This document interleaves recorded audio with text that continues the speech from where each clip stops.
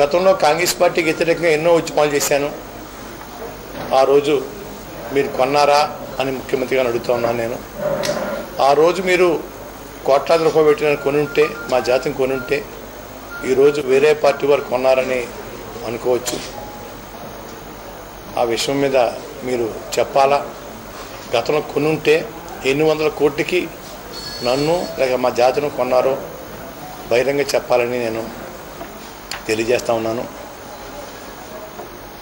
ఈ దురదృష్టమైన సంఘటన జరిగిన తర్వాత ఇంకా ఈ బ్యాడ్ ఎలిమెంట్స్ చేత మరికొన్ని ఘట్టాలు చేయిస్తారేమో అనే అనుమానం కొద్దీ నాకు నేనుగా నా కూడా ఉన్న మిత్రులు కూడా దూరంగా ఉన్నా కూడా అప్పటికప్పుడు ఉద్యమం ఈ విధంగా తప్పుదో పట్టించడానికి బ్యాడ్ ఎలిమెంట్స్ చేతుల్లో మనం వెళ్తే మన ఉద్యమం లక్ష్యం నెరవేరదు అన్న ఉద్దేశంతో వెంటనే ఆ రాస్తా రోకోలు, రైలు రోకోలు ఆపేసేసి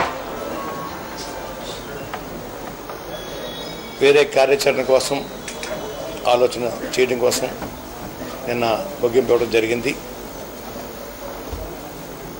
నేను కానీ, మా జాతి కానీ, మా నాయకులు కానీ ఈ ఉద్యమం ఏ కులానికి, ఏ మతానికి, ఏ పార్టీకి వ్యతిరేకంగా చేయటం లేదు. అలాగని ఇంకో పార్టీకి అనుకూలం కూడా కాదు. మా ఆకలి బాధ తీర్చమని మేము అడుగుతూ ఉన్నాం. ఈ ఆకలి బాధ తీరుస్తానని ముఖ్యమంత్రి గారు ఆశపెట్టడం వల్ల రోడ్డెక్కే పరిస్థితి ముఖ్యమంత్రి గారు కలగజేశారు. ముఖ్యమంత్రి గారు ఆ మాట ఇచ్చి ఉండకపోతే ఈరోజు మేము రోడ్డు ఎక్కేవాళ్ళం కాదు, మేము ఇంత పెద్ద మీటింగ్ పెట్టుకునేవాళ్ళం కూడా కాదు. అది తప్పించుకోవడానికి రకరకాల వంకలు చెప్పి కమిషన్ మీద కమిషన్లో వేయటం అన్నది న్యాయం కాదని చెబుతూ ఎన్నో ఉత్తరాలు రాశాను. రాతలో సంబంధం లేదు. ఆ మధ్య 30 నంబర్ జీవోలో ఉన్న ముస్లిమ్స్కి రిజర్వేషన్ కావాలని మహమ్మద్ జానీ గారు ముఖ్యమంత్రి గారికి ఉత్తరం రాస్తే అప్పుడు రాజశేఖర గారికి 3 నెలలు రిపోర్ట్ తెప్పించుకుని వారు బీసీలో కలపడం జరిగింది.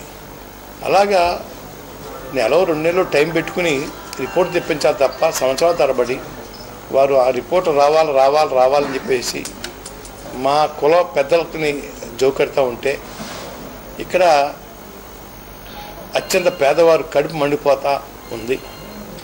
ఆ పేదవారు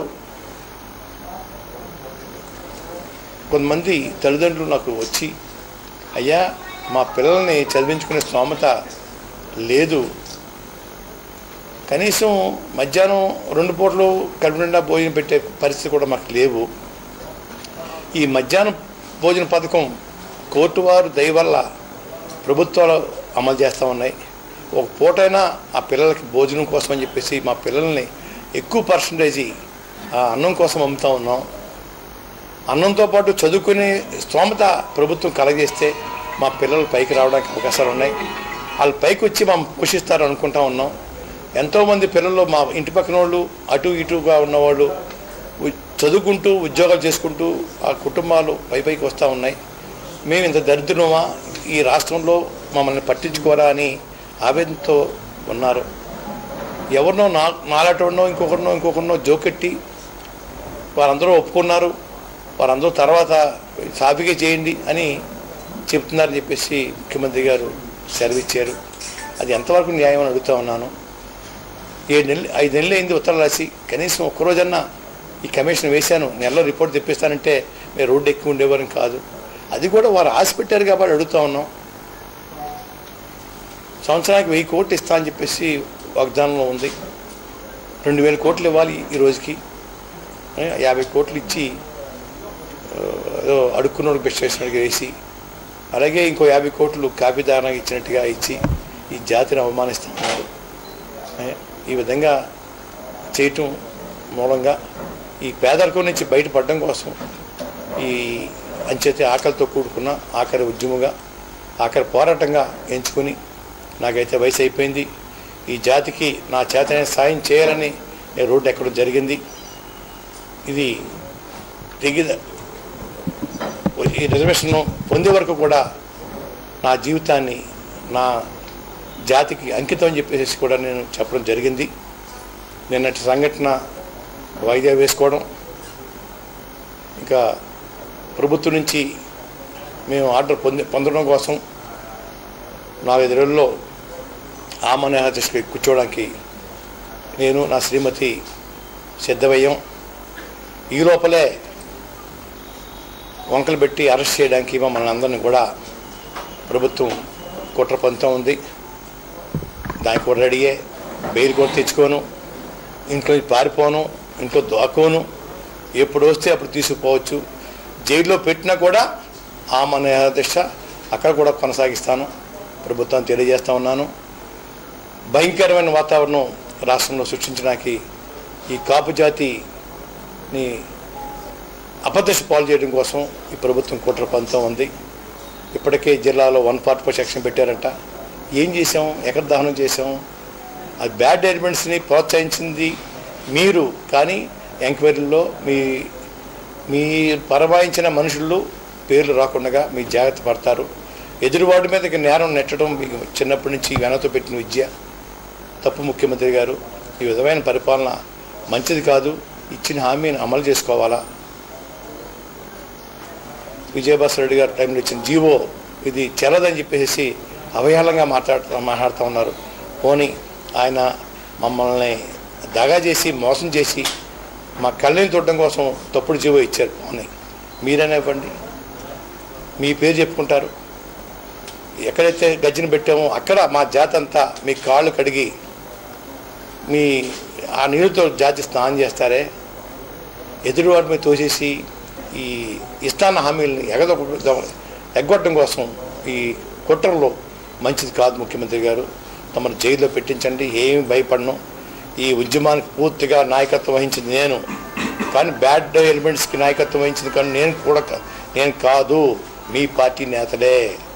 బ్యాడ్ ఎలిమెంట్స్కి నాయకత్వం వహించింది మీ పార్టీ నేతలు, ఉద్యమానికి నాయకత్వం వహించింది నేను. అన్నింటిలో పెట్టదలుచుకుంటే మొదటి ముద్దాయిగా నన్ను పెట్టుకోండి. మా జాతి మనుషుల్ని పెట్టి మా జాతి మనుషుల్ని బాధించొద్దు. దేనికైనా రెడీ. నేను దేనికి బెయిల్ కూడా అప్పీల్ కూడా చేసుకోను. అన్నింటికి సిద్ధంగా ఉన్నాను. ఎప్పుడు పంపితే రెక్కి చేసుకోకూడదు.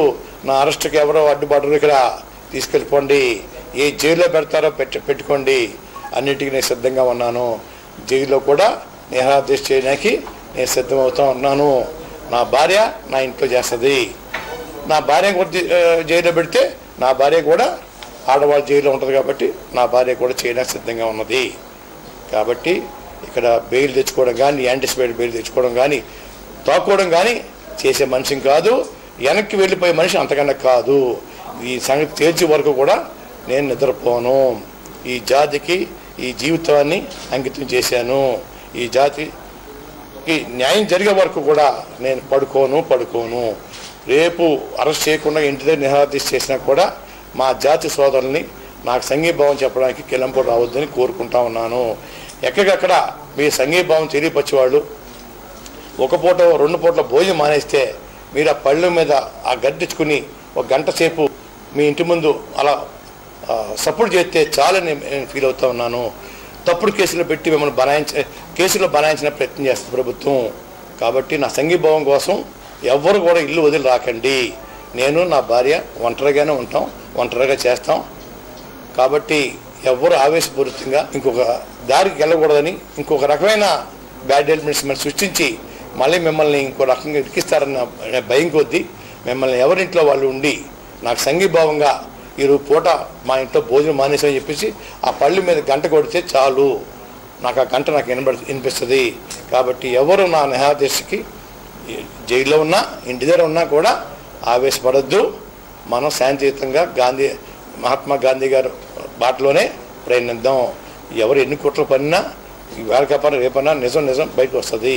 కాబట్టి ఈ యొక్క బెదింపులకి ఈ భయంకర వాతావరణానికి జడిసిపోయి పారిపోయి దాక్కునే పరిస్థితి లేదని ముఖ్యమంత్రిగా తెలియజేస్తాం.